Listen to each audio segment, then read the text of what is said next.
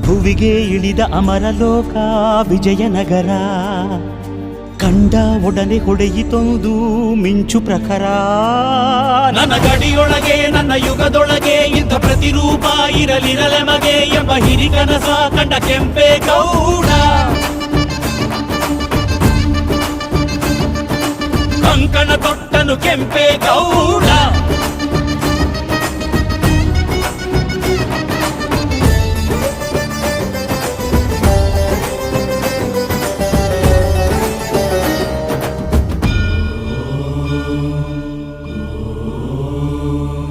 ಕನಸಲ್ಲಿ ಬಂದಳು ತಾಯಿ ದೇವಿ ಅಣ್ಣಮ್ಮ ತಾಯಿ ಜಗನ್ಮಾಯಿ.